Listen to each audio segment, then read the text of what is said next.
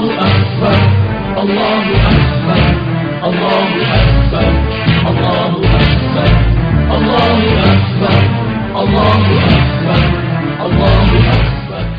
Ya, selamat berjumpa pemirsa di mana saja Anda berada. Saat ini kita berada di acara dialog kita yang mana diinisiasi oleh DPW FPI Kota Parepare. Akhir-akhir ini banyak kita mendengar tentang gejala bangkitnya ideologi neo-humanis di Indonesia. Nah, seperti apa pendapat masyarakat dan seperti apa pendapat kita tentang hal itu? Sore ini kami bersama-sama beberapa narasumber yang insya Allah memberikan kita dari sudut pandang dari berbagai latar belakang dan juga secara perspektif yang kita punya daerah dengan berskala atau berwawasan nasional insya Allah. Dan untuk pemirsa telah hadir bersama kami atas nama pelaksana tugas Ketua DPW FPI Kota Parepare dan juga Sekretaris DPW FPI Kota Parepare Bapak Ustaz Fakim Tandar dan juga salah seorang tokoh masyarakat yang beliau pernah menjadi anggota DPW Kota Parepare dan sekarang aktif di Forum Peduli Umat Kota Parepare. Insyaallah kita bersama dengan Bapak Abdul Hamid Saleh SC. Dan tak lupa pula kita berinteraksi dengan salah satu aktivis pelaku sejarah yang kembali hadir bersama kita dalam forum ini, yaitu Bapak Nasir Mati. Beliau adalah ketua atau mantan ketua presidium KP Komite Aksi Pemuda Pelajar Indonesia tahun 1965 insya Allah. Dan dari ketiga narasumber ini kita bersama-sama mendengarkan pemaparan dari sudut pandang masyarakat dari berbagai latar belakang tentang gejala neo PKI yang sementara ini semakin terdengar di mana-mana di tengah-tengah masyarakat kita. Dan seperti apakah pendapat-pendapat beliau, kita bersama-sama mengikuti dialog ini. Selamat sore, Bapak-bapak semua. Assalamualaikum warahmatullahi wabarakatuh. Waalaikumsalam warahmatullahi wabarakatuh. Pertama-tama saya ingin bertanya kepada Bapak Haji Andi Abdul Rahman Saleh tentang dinamika masyarakat, kekhawatiran masyarakat dan rasa takut masyarakat tentang berita-berita di berbagai media, gejala bangkitnya neo-ideologi komunis PKI. Seperti apa rasa kekhawatiran itu timbul di masyarakat sekarang Pak, dan bagaimanakah mengantisipasi kejadian-kejadian seperti itu sehingga tidak menimbulkan ketakutan yang membuat masyarakat semakin tersolid. Silakan Pak. Ya, terima kasih. Alhamdulillah wa syukurillah wa la haula wa la quwata illa billah. Syukur alhamdulillah pada kesempatan ini kita semua berkesempatan untuk bersama-sama berbincang-bincang ya terkait dengan fenomena kebangkitan paham komunis di Indonesia yang banyak orang menyebutkan PKI yang ada sekarang ini adalah PKI gaya baru.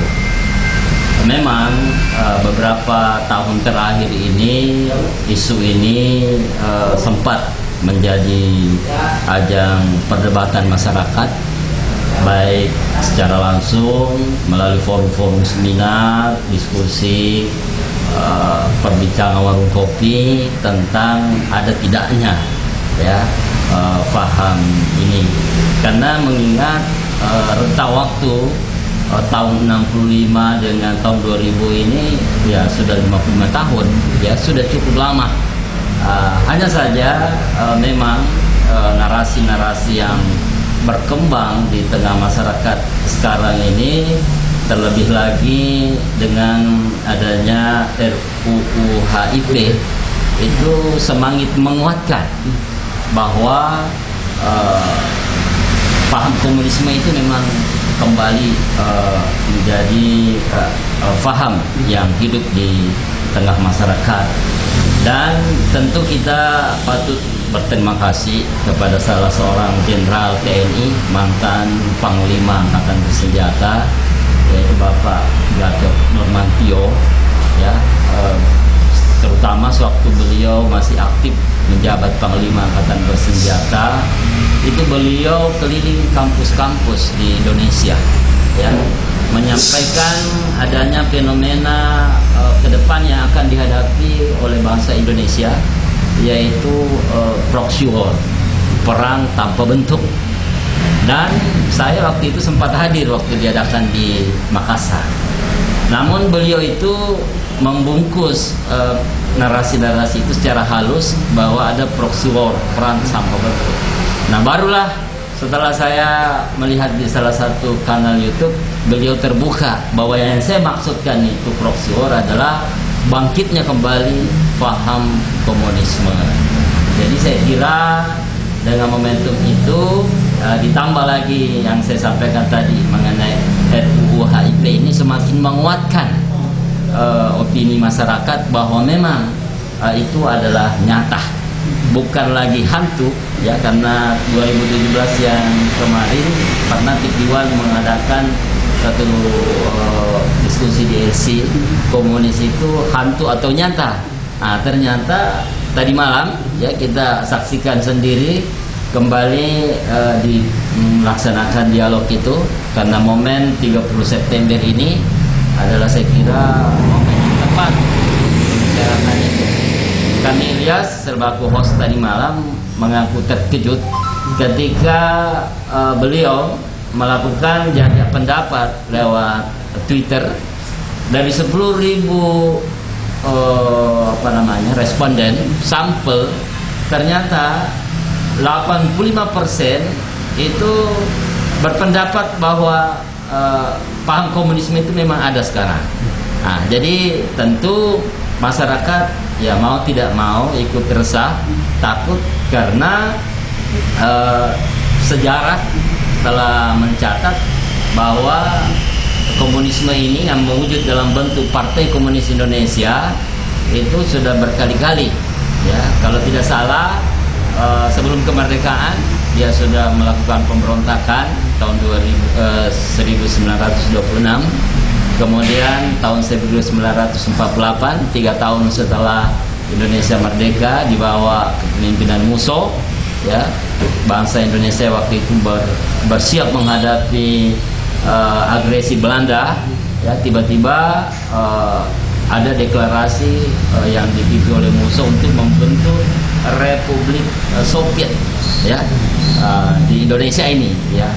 Ini kemudian tahun 1965 kembali PKI ini di bawah kepemimpinan DN Aidit ya, juga melakukan aksi yang sama yang kita kenal hari ini sebagai gerakan 30 SPKI yang meskipun oleh mereka itu mencoba untuk dihilangkan jejak-jejak sejarah. Kira-kira. Jadi seperti itu Pak, menarik tadi dikatakan bahwa sejarah mencatat dari 3 fase itu ya. Nah, kepada Bapak ini bahwa dari sudut pandang sejarah, seperti apakah sebenarnya awal mula perkembangan ideologi komunis PKI di negara kita dari sudut perspektif ideologi dan institusi, sehingga sampai sekarang itu tidak bisa lepas dari perkembangan sejarah kita. Dua hal ini yang notabene tetap satu paket PKI. Terima kasih. Bismillahirrahmanirrahim. Alhamdulillahirabbil alamin. Allahumma shalli ala Muhammad wa ala alihi wa ashabihi ajmain, amma ba'd. Jadi sebagaimana kita ketahui, bisa kita baca di buku-buku sejarah bahwa asal mula dari PKI ini awalnya itu pada tahun 1914 yang dibentuk oleh Hans Nielsen. Jadi tapi waktu itu masih bernama ISDV. Ya, ISDV awalnya itu 1914. Nah, kemudian pada tahun 1920 itu ada kongres ISDV. Itu kemudian ISDV itu dirubah menjadi PKH. PKH ini Partai Komunis Hindia Belanda. Nah, ini ketuanya pada saat itu adalah Semaun. Jadi Semaun ini adalah orang syarikat Islam awalnya. Nah, kemudian karena dia agak ke kiri-kirian, dia membentuk itu PKH, Partai Komunis Hindia Belanda. Nanti pada tahun 1924 barulah dibentuk PKI, Partai Komunis Indonesia. Ini sejarahnya sangat panjang. Jadi kita track dulu ya. Yang biasa kita lihat di media dan di film-film itu adalah berlatar belakang tahun 1965. Nah, Padahal sebenarnya sebelum itu jauh sangat banyak aksi-aksi pemberontakan PKI dan penganiayaan PKI kepada umat Islam sebelumnya. Jadi yang pertama pada tahun yang sama, yaitu tepatnya tanggal 13 Januari 1965 di Desa Kanigoro. Itu PKI menyerbu markas PII, Pelajar Islam Indonesia. Salah satu alumni adalah Kiflan Seng. Di situ di subuh-subuh itu diserang markas daripada PII. Itu PKI menginjak-injak Al-Quran. Kemudian juga melecehkan santri putri. Itu yang terjadi pada tahun 65. Sekarang kita track ke belakang, yaitu pada tahun 1948, tepatnya 18 September 1948. Ini ada dua kejadian yang sangat besar. Ada di Madiun, ada juga yang di Magetan. Yang pertama yang di Madiun itu tepatnya di Cikrok. Itu ada namanya di situ pesantren Kebon Sari. Di situ kiainya, yaitu Kiai Imam Sofwan, itu dikubur hidup-hidup oleh PKI.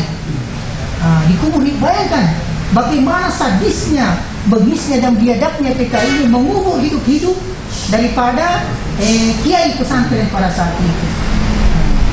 Dan bukan satu ulama, banyak ulama yang dikubur hidup-hidup, dimasukkan ke dalam sumur dalam keadaan hidup, kemudian ditutupi seperti itu. Pada tanggal yang sama terjadi di Magetan, yaitu di pesantren Takerang. Ini pesantren dibakar pada saat itu oleh PKI. Kemudian kiainya, yaitu Kiai Imam Mursyid, Kiai Muhammad Nur dan Kiai Tirmizi, itu dibantai. Ada namanya di situ pabrik gula Goranggareng. Itu kiai-kiai ini dibantai di sana.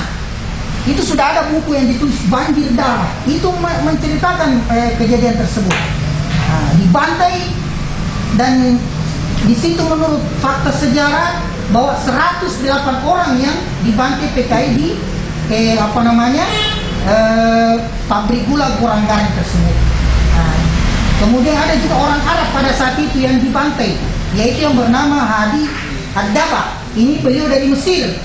Beliau ikut dibantai pada saat itu. Kemudian selanjutnya ini adalah basis NU. Adapun basisnya Muhammadiyah juga diserang, tepatnya di Kauman, Jogja. Tanggal 24 September 1948. Itu desa Kauman itu dibakar di situ oleh PKI. Awalnya PKI itu mendatangi desa Kauman, menanyakan kepada masyarakat siapa yang membunuh tokoh PKI setempat. Padahal ini hanya siasat licik dari PKI untuk penduduk Kauman. Padahal tidak pernah ada PKI yang dibunuh. Tapi karena alasan itu, karena masyarakat tidak mau mengaku, akhirnya dibubing haluskan daripada Kauman ini di Jogja. Ini fakta sejarah 24 September 1948. Yang lebih parah, tanggal 28 September 1948 di Kresek, Madiun.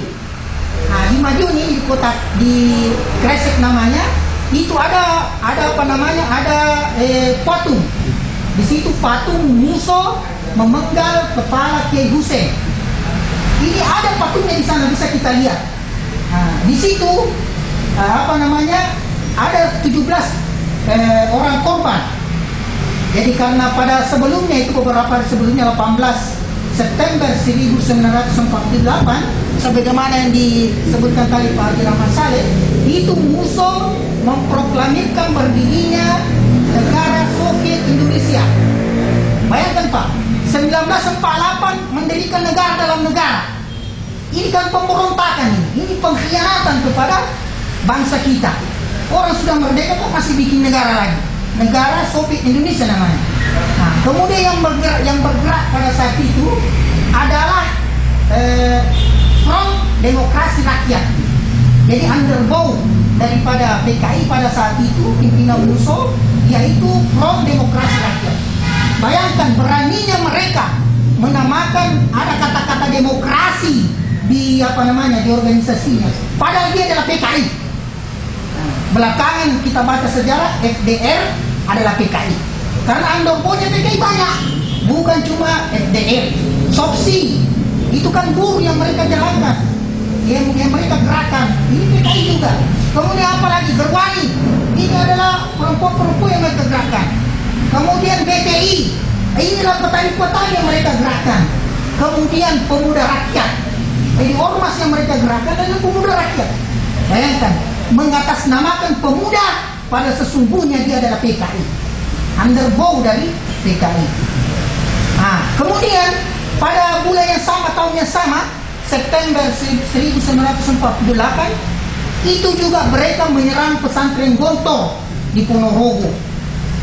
Pesantren Gontor ini dihanguskan, dibakar oleh PKI. Ini fakta sejarah yang tidak bisa kita bantah.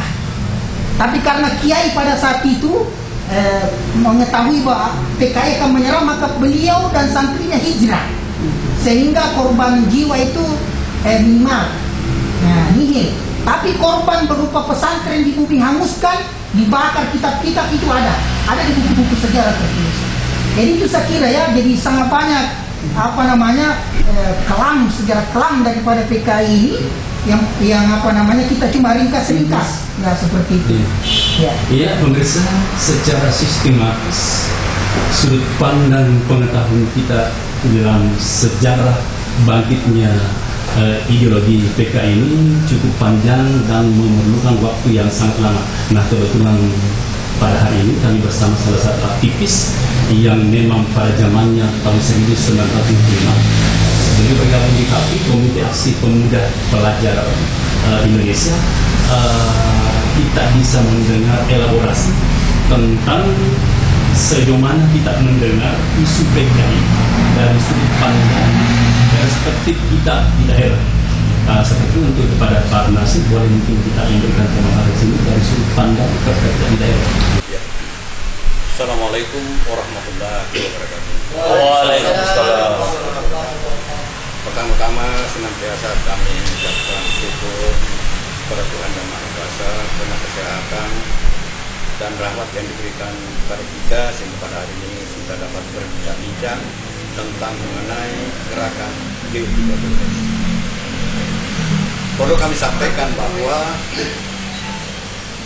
pertama kali kami mendengar terjadinya pembantaian 6 jenderal dan 1 perwira tinggi itu melalui radio Australia pada waktu itu jam 10 pagi.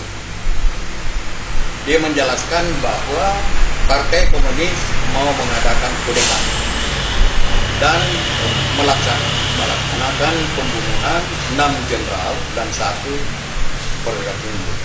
Nah, berita itu menjelaskan bahwa sesungguhnya 6 jenderal dan 1 perwira tinggi itu sebenarnya sudah meninggal demi kepada saat itu. Nah, pada waktu itu saya umur 19 tahun, kebetulan anggota PII, menghubungi Subair Bakri sebagai ketua PII dan Sudirukun dari Pelajar Nahdlatul Ulama, Irfan Yahya dari Muhammadiyah, Albert Kencem dari Kristen, dan ada dari Katolik. Dan pada waktu itu karena Subair Bakri telah mewakili PII, maka saya mewakili pelajar Pancasila pada saat itu. Nah, di situ kita berembuk bahwa kekejaman PKI ini memang sudah luar biasa, karena dia membunuh para jenderal dengan tuduhan bahwa ada Dewan Jenderal menurut itu. Jadi pada saat itu kami bentuk Kesatuan Aksi Pemuda Pelajar Indonesia yang dipimpin pada saat itu untuk pertama kali Subair Bakri.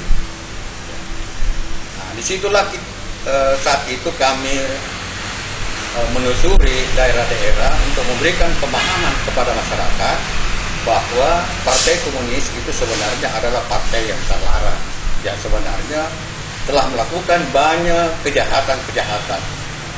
Dan perlu kami sampaikan juga bahwa kalaupun PKI itu kelihatan fisik habis, tetapi rohnya masih hidup, yang dikatakan bahaya laten. Jadi ini bahaya laten ini terus-menerus sepanjang masa pasti dia bergerak. Dan oleh karenanya itu kami sarankan bahwa kita semua harus bersatu membentuk suatu kesatuan aksi di daerah. Maka untuk pertama kalinya kami bentuk Parepare. Pada saat itu Romo Pagili sebagai ketuanya. Nah begitu seterusnya sampai kita mengadakan sosialisasi ke daerah, tetapi untuk membuktikan bahwa ada kejahatan Partai Komunis dalam rangka membantai para 6 jenderal. Pada saat itu Subair Bakri bermohon ke Panglima untuk mengambil suatu data ke Kostrad dalam rangka pemakaman 6 jenderal dan 1 perwira tinggi. Itulah yang kami bawa ke daerah, mempertontonkan masyarakat, lihatlah kekejaman PKI. Ini jenderal kita dibunuh.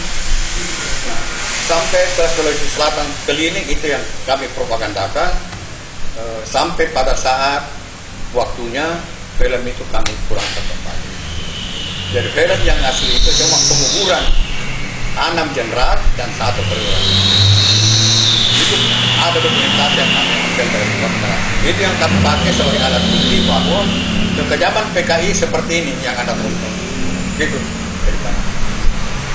Ya, pemirsa, semakin menarik dan hangat dialog kita dengan berbagi sudut pandang, terutama tadi dibawakan oleh beliau dari salah seorang aktivis tahun 65, bagaimana perilaku dan propaganda dari Partai PKI. Tapi setelah kita akan sambung dialog kita sebentar lagi.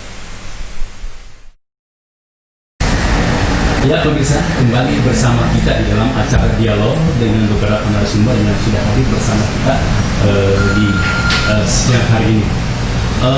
Menyangkut latar belakang sejarah timbulnya ideologi komunis, kita runut ke depan ke sini menjadi hal yang sangat mengkhawatirkan bagi masyarakat dan bangsa kita.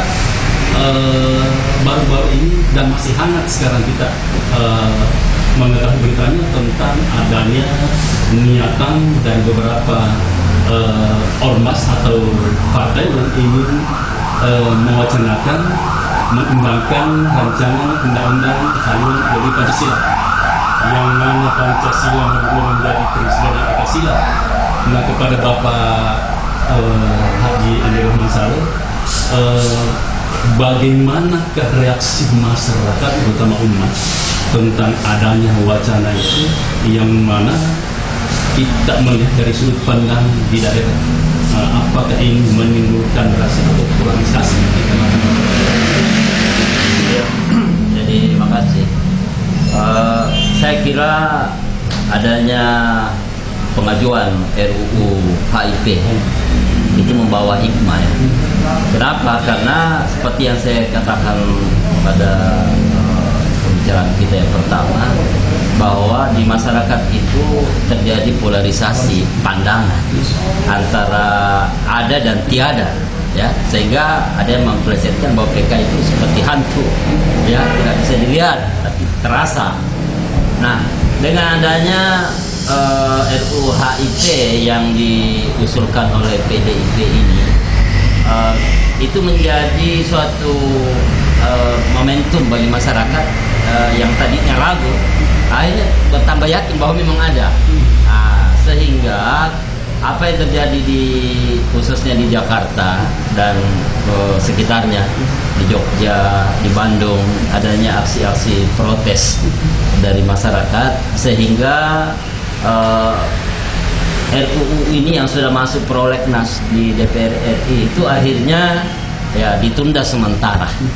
Meskipun seperti FPI sendiri meminta supaya itu dihapuskan, dan beberapa ormas yang lain itu meminta hal yang sama. Namun akhir ini ternyata itu tidak tidak dihilangkan dalam prolegnas, tetap ada. Jadi ini menjadi bom waktu sebenarnya bagi masyarakat kita, ya, sehingga polarisasi itu pasti tetap ada. Oleh karena itu saya kira kita yang ada di daerah di Kota Parepare ini tetap berusaha untuk mengawal, mengingatkan masyarakat kita, ya, meskipun disadari epicentrum PKI ini ada di Jawa, termasuk pada tahun 48, 65. Namun jika seandainya memang PKI berhasil waktu itu, saya kira di daerah juga akan merasakan dampaknya. Ya, seandainya berhasil proses kudeta itu, ya.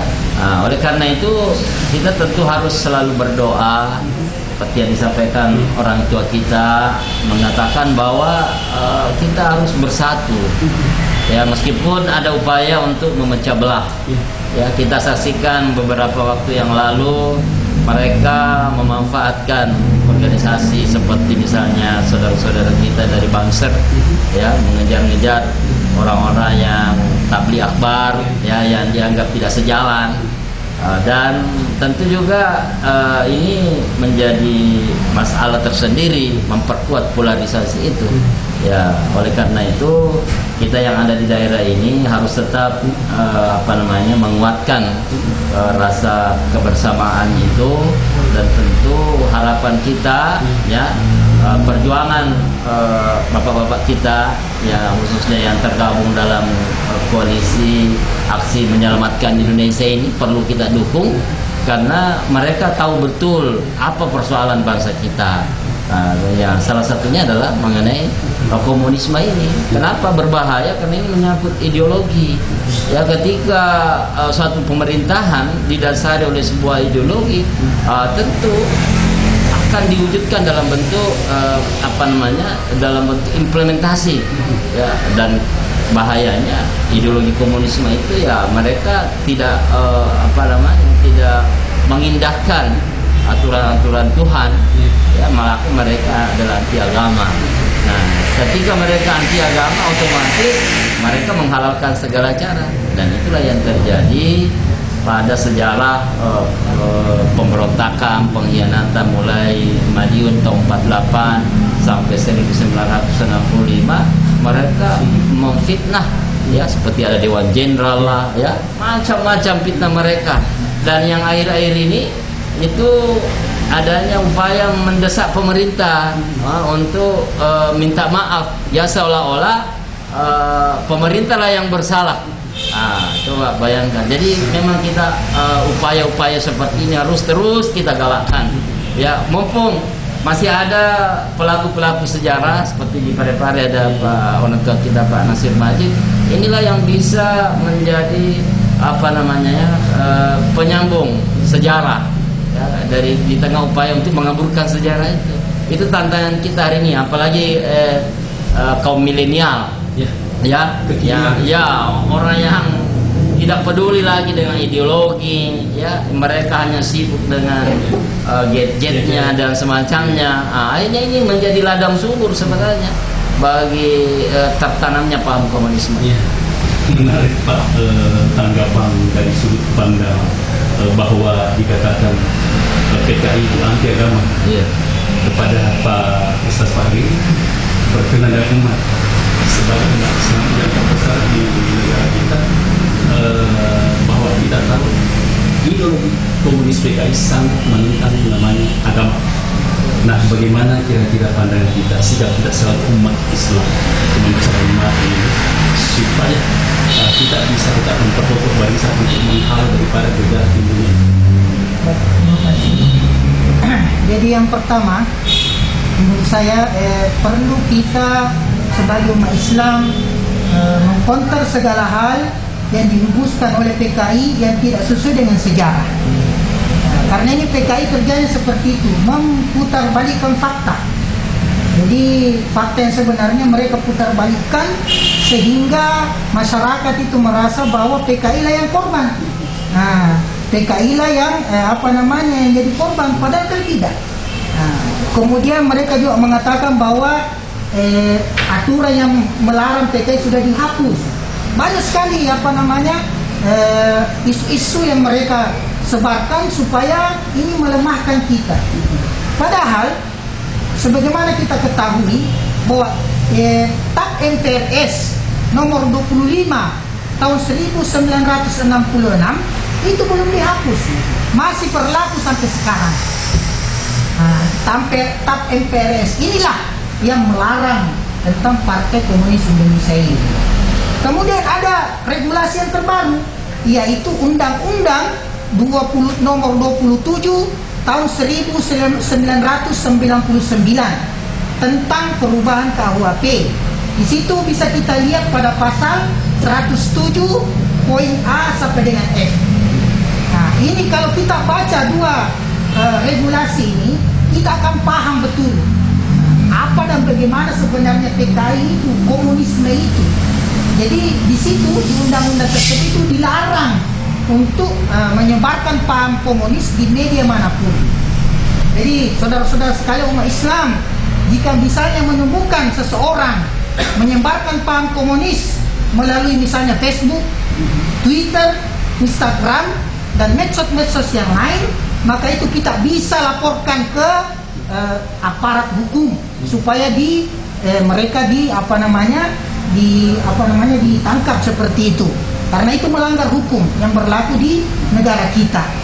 Nah, mereka juga ini termasuk misalnya selalu mengatakan mana PKI-nya, mana PKI, maka kita harus menjawab bahwa PKI itu sudah disebutkan oleh misalnya anggota DPR RI Dika Ciptaning bahwa PKI di Indonesia ini akan bangkit 15 juta katanya. Nah, ini yang siapa yang mengatakan mereka itu bahkan tulis buku aku bangga jadi anak PKI dan mengatakan bahwa 15 juta PKI akan bangkit. Nah, coba kalau mereka sendiri mengatakan 15 juta akan bangkit, loh kok kita tidak mengatakan justru tidak ada, mana lah itu dia sendiri yang mengatakan. Nah, seperti itu. Kalau bilang mana markasnya, maka kita jawab, ya kalau Anda tunggu ada markasnya PKI di Indonesia, berarti itu artinya PKI sudah berkuasa di negeri ini. Itu sudah level berbahaya sekali. Nah, mereka mengatakan PKI cuma korban, mereka selalu hembuskan itu di mana-mana.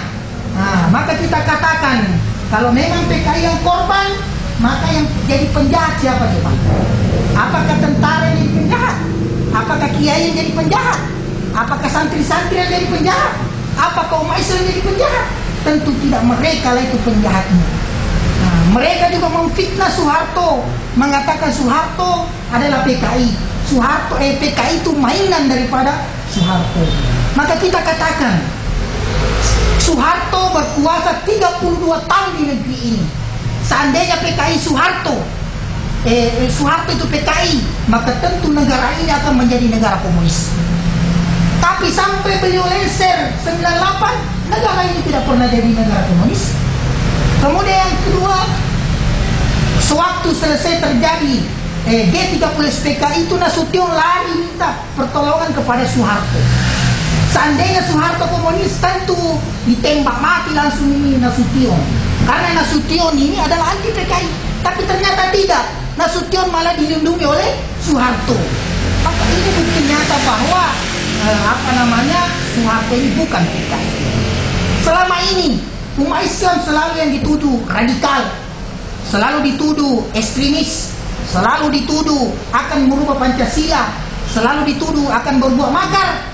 Maka kami katakan semua ini tidak terbukti.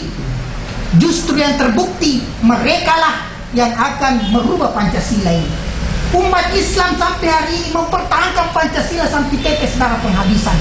Justru mereka yang akan merubah Pancasila menjadi Trisila, menjadi Ekasila. Ini fakta yang kita tidak bisa bantah. Kita umat Islam yang selama ini tuduh-tuduh mau merubah Pancasila, ternyata mereka pelakunya. Inilah sikap kita sebagai orang Islam, supaya kita bisa mengkantar daripada isu-isu memutarbalikkan fakta yang dilakukan oleh antek-antek atau pro kepada komunis. Iya, closing statement dari Bapak Nasir Mani selaku pelaku sejarah yang sangat nyata melihat dan merasakan aktivitas ideologi komunis pada zaman. Sedikit saja Pak, apakah ada peristiwa khusus yang terjadi pada di daerah yang membuat masyarakat kita, generasi muda kita sangat tertarik untuk membela negara, membela produk negara kita tentang latar belakang?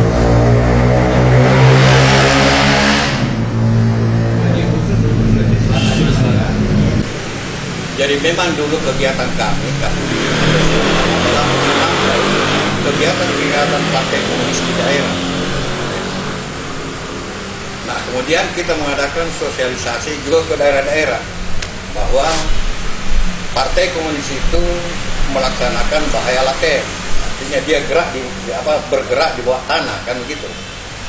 Kemudian terjadinya G30S ini karena PKI itu membuat isu bahwa negara Republik Indonesia akan dibantu senjata oleh RRT.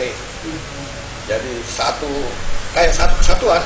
Jadi terjadi 5 kesatuan ya. Nah, itu. Kemudian yang akan mengisi itu adalah Partai Komunis Indonesia pada saat itu. Nah, kejadian-kejadian yang paling parah di Sulawesi Selatan atas pengaruh masyarakat, atas ketakutannya kepada Partai Komunis, kan semua PKI itu di Sulawesi Selatan tangkap, Pak, lalu dimasukkan dalam penjara. Ya. Di Bone itu hampir seluruh PKI habis, dibantai oleh masyarakat. Jadi penjara itu diserang sampai maghrib, diserang dan dikuburkan pada waktu malam juga. Habis, dia sembunyi di sumur, timbun di batu. Nah, itulah tragedi yang pertama yang saya tahu di Bone tentang bagaimana perlawanan masyarakat terhadap PKI. Itu kejadiannya. Dan kemudian karena kegiatan-kegiatan Sakti pada saat itu untuk mencari satu data Partai Komunis itu kami tidak temukan, tapi kita mendapat isu bahwa antek-antek PKI itu adalah orang Cina yang ada organisasinya itu, saya lupa itu apa namanya. Nah, itu yang kita sekat. Nah, sehingga terjadilah apa yang saya katakan itu demo pada saat itu yang terbesar di Sulawesi Selatan di Makassar. Hampir semua barang-barang Cina itu hangus. Itu yang saya dapat ingat kembali. Ya. Itu Pak. Ya. Baik pemirsa di mana saja Anda berada, karena waktu juga telah membatasi kita bahwa dialog kita ini mudah-mudahan menjadi referensi pencerahan buat kita bagaimana menghindari, bagaimana menghalangi daripada bangkitnya ideologi komunis. Kepada Bapak Rahman Saleh memberikan closing statement bahwa sebagian masyarakat bangsa Indonesia tidak menghendaki bangkitnya PKI. Nah, apa harapan Bapak pesan-pesan kepada seluruh masyarakat, kepada seluruh umat, kepada seluruh generasi muda, bagaimana menyikapi hal ini supaya tidak terjadi? Ya, jadi intinya ya bahwa semua elemen masyarakat harus waspada, ya, jangan sampai kita kecolongan lagi peristiwa tahun 1965 itu, ya. Dan kita juga mengharap kepada TNI Polri, ya, sebagai garda terdepan mengamankan NKRI ini untuk menyikapi ini secara serius, ya. Jangan sampai masyarakatlah yang berhadapan langsung dengan pihak-pihak yang mendukung keberadaan komunisme ini. Apalagi seperti apa yang disampaikan Ustaz Alken Tanjung pada salah satu kanal YouTube, bahwa Indonesia sebenarnya ini sudah darurat komunis, ya, sudah darurat komunis. Kenapa? Karena semua lembaga-lembaga penting negara, ya, termasuk istana, DPRD, mereka mensinyalir, ya, itu orang-orang komunis sudah ada di situ, ya, tanpa menunjuk person dan semacamnya, hanya memperlihatkan seperti yang disampaikan tadi Ustaz Padi, ada Rika Ciptaning dengan bangga membuat buku Aku Bangga anak menjadi anak PKI, ya, anak PKI menjadi anggota parlemen dan banyak, dan itu terkesan dilakukan pembiaran, ya, dianggap hal yang wajar saja. Dan yang juga menyedihkan kita masyarakat ini ketika beberapa tahun yang lalu anak-anak muda kita banyak di Jawa Tengah memakai kaos-kaos berlambang Palu Arit, dan polisi sudah melakukan tindakan, justru pihak istana melalui Pramono Anung menyampaikan agar itu jangan dilakukan, ya, karena ini butuh demokrasi, Ya, inilah yang semakin menimbulkan a priori kita kepada pemerintah yang semestinya menjadi terdepan untuk menghalangi itu, tapi justru sepertinya diberikan Dan terakhir bukunya Amin Rais kemarin itu judulnya itu pilihan bagi Jokowi, terus atau mundur.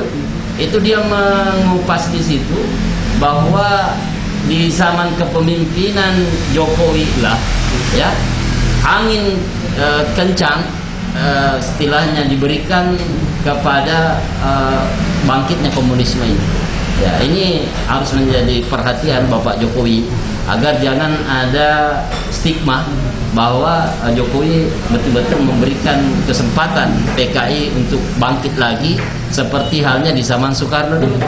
Ini yang kita khawatirkan, ya, apalagi jargon-jargon yang kita banyak kenal selama ini seperti revolusi mental, ya, mungkin kita tahu ada kerja-kerja. Itu adalah jargon-jargon komunis yang tidak dipahami orang. Nah, inilah semakin menimbulkan kecurigaan kita bahwa jangan sampai pemerintah ini melakukan pembiaran. Nah, inilah yang saya katakan tadi, justru menjadi bom waktu. Masyarakat kita akan saling berhadap-hadapan satu sama lain. Nah, oleh karena itu saya mengapresiasi forum kita ini dan saya berharap ini terus berkelanjutan agar informasi ke sejarah kelam ini bisa terus terjaga, khususnya kaum milenial. Nah, itu saya kira itu saja dari saya. Ya, pemirsa, akhirnya ideologi komunis memang tetap tumbuh-subur di negara kita. Bahaya laten PKI, kita tidak bisa abaikan terhadapnya. Kembali kepada kita selaku warga masyarakat, kembali kepada kita selaku umat, bagaimana mencermati, bagaimana menyikapi itu. Dan dari dialog kita tadi ini banyak hal yang kita bisa petik sebagai refleksi kita bagaimana meminimalisir timbulnya bangkitnya neo-ideologi komunis PKI. Terima kasih kepada Bapak-Bapak narasumber, kepada Bapak Supardi, kepada Bapak Haji Masari, kepada Bapak Donasi Malik atas waktu berbagi bersama kita. Demikian pemirsa, di mana saja Anda berada, selama bisa di mana kita mohon Anda untuk menyaksikan acara ini. Wassalamualaikum warahmatullahi wabarakatuh.